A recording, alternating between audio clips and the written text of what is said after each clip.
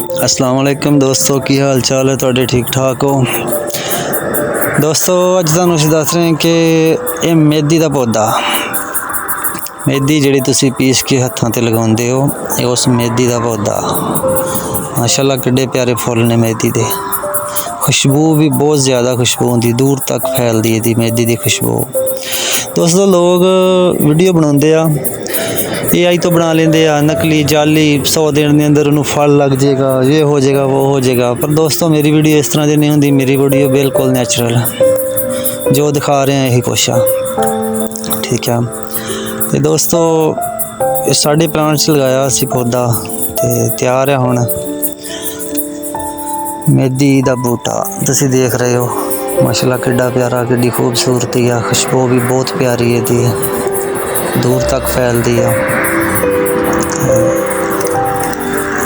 उस्ताद जी जो बी नज़र आ रहे हैं किस चीज़ का पौधा वा तो किस तरह तैयार होंदा वा, ये फायदे की है तो ये बारे जरा डिटेल दस्सो सानूं। यार ये जिहड़े तुहानूं छोटे छोटियां पीलू नज़र आ रहे ने, डोडियां लगियां ने, ये बीज आ, ये बीज ने, ये पक के जो तैयार हो जाएंगे, सुक जाएंगे, इन्हां डोडियां चों बीज निकलणगे बहुत छोटे छोटे बरीक बरीक। फिर उन्होंने नर्सरी लगाई जाएगी, फिर जो 2 ਤੋਂ 4 इंच हो जाएंगे उदों उन्होंने गमलियां दे विच लगाया जाएगा, छापरां च लगाया जाएगा, ठीक है। फिर वो नर्सरी दे विच सेल किए जाएंगे, फिर वो पौधे सेल किए जाएंगे, ठीक है। तो उस्ताद जी के जो पत्ते आ किस काम होंदे आ ते इन्हां दा तैयार करन दा, बनाउण दा, लगाउण दा तरीका की है, वो जरा दस्सिओ सानूं। यार ये जिहड़े पत्ते ने ना, इन्हां नूं तुसीं तोड़ के सुखा लेना, पत्ते तोड़ के सुखा लेने, उन्होंने पीस के फिर तुसी अपने बालों नूं लगा सकते हो, अपने पैरों नूं लगा सकते हो, हत्थों नूं लगा सकते हो, तो बिल्कुल नैचुरल कलर खालस मेहदी तैयार होंदी आ।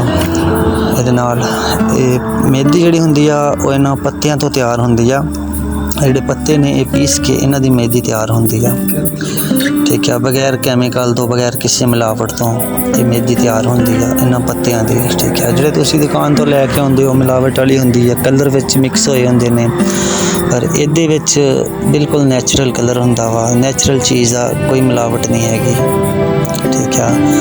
तो उस तो बाद कई मेडिसन दे विच हकीम जिहड़े ने वो इहदे जिहड़े बीज ने, डोडियां, ये भी इस्तेमाल करते हैं, बहुत फ़ायदेमंद होंदियां, बहुत सारियां बीमारियां वास्ते इस्तेमाल होंदी है, ठीक है। तो जिस मेरे भरा नूं वीर नूं वीडियो अच्छी लगी आ, वो कमेंट लाइक लाजमी कर दिओ ते सब्सक्राइब करो चैनल नूं। मेरा यार यह कि मैं AI तो वीडियो नहीं बनाउंदा, बिल्कुल खालस जिहड़ी चीज़ लगी आ वही बनाउंदा।